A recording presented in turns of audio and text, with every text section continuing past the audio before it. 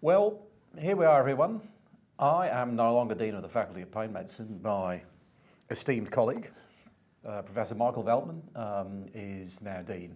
And as I've said in a number of forums so far, it has been an amazing honour to be Dean of this faculty. It's been a really busy 2 years, but to be at the top of this organisation and to try and just steer it for a while, it's been an amazing ride, and I've had fantastic support from so many people. But I know it's been handed over to a very safe pair of hands in the form of Michael. So Michael, how are you feeling about taking this on?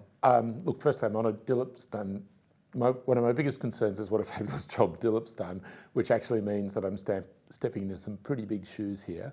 I'm also likewise honoured and flattered that I have the opportunity to represent all of the pain specialists in Australia and New Zealand, as well as a significant number in Hong Kong and Singapore.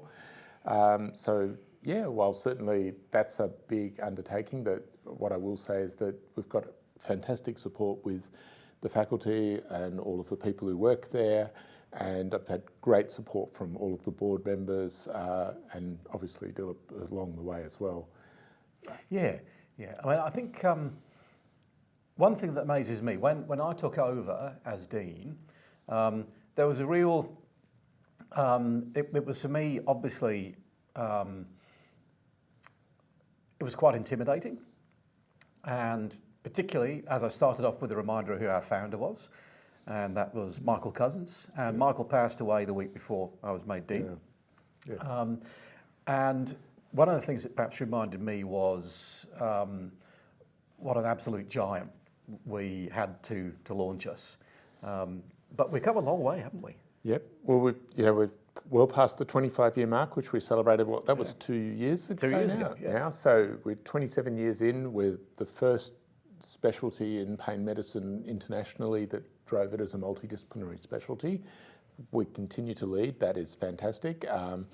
It's also, we've got great relations and embedded in the College of Anaesthetists, and I'm actually really grateful for the support we've had from the college. We're much better off for being part of it, and I'm quite proud of that fact. And at the same time, we're building our own independent relationships, taking in from numerous specialties, ultimately with the aim of giving the best pain management to people with pain, which is a really large segment of the population. Huge. Yeah. Absolutely. You know. Absolutely. And what also impresses me, Michael, is that Michael Cousins set this faculty up from the very start as a multidisciplinary organisation. And we've really kept that, haven't we? Yes, without question. Yeah, and the integration we have with other medical specialties, but also with the wider health community involved in pain medicine, I think is something quite special. And when I look at other attempts to set up similar organisations worldwide, I think they're following trying to follow in our footsteps, but I still think they're a way behind. Well, yes, they're definitely, we've set the standard, and a lot of other countries have adopted our standards, and I think we should be quite proud of that we're leading the world in that. The other thing I will say, the meeting so far has been fantastic here in Auckland, and I certainly would say I'll be looking forward to meeting fellows both at our spring meeting in Melbourne and also next year in Adelaide, I believe, in your hometown. It is in Adelaide, your hometown. In my well, actually one of my homes there. There's so it's a while. It's probably going to be a while before we make it up to North Queensland for an ASM, but we'll do it sometime.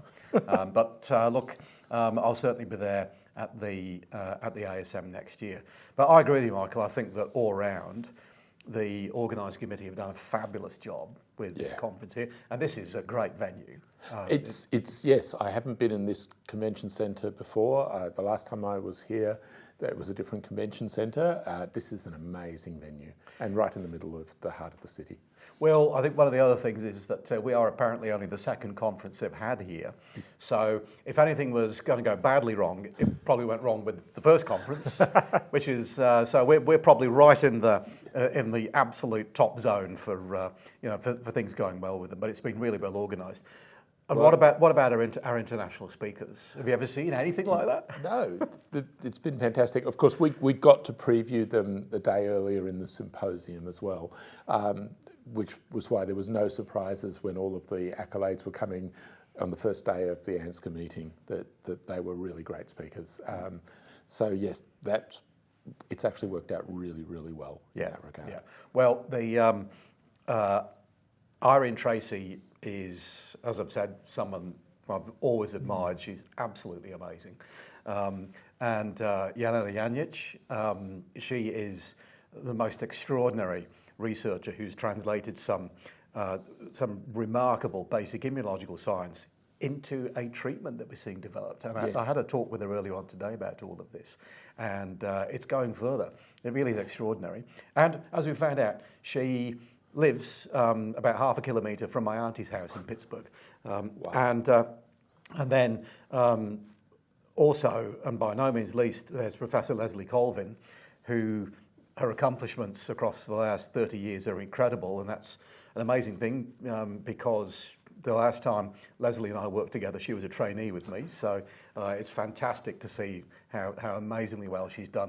And look, I think that meetings like this, where these people are brought together, reminds us actually just how many people we've got to collaborate with, because the world's big, but the pain world's small, and we can pick up the phone and somebody knows who we're talking about. Yes. No, we've had great speakers, and yes, I must admit that nanotechnology just sounded like a buzzword, and suddenly it's a real treatment, which is amazing. Oh, yeah, I think so. Yeah. I think so. So look, Michael, I've got to ask you on this. There's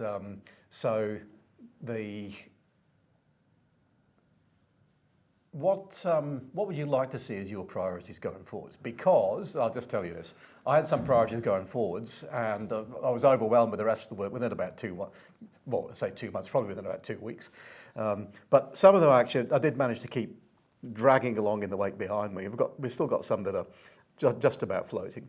So, any particular priorities for you that you really want to focus on? Well, for a number of us, the spinal implant registry, I want to work on that if I can.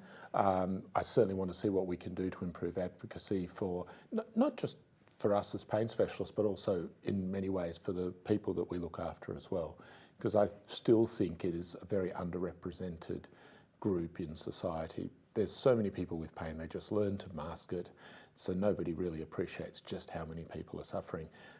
We have a lot to offer as pain specialists. That's what I would like to see being put forward more into the minds of the politicians and the wider groups in society. That would be my aim. Well, I mean, how many examples have we got of things that are hiding in plain sight that in actual fact cause a terrible burden through society?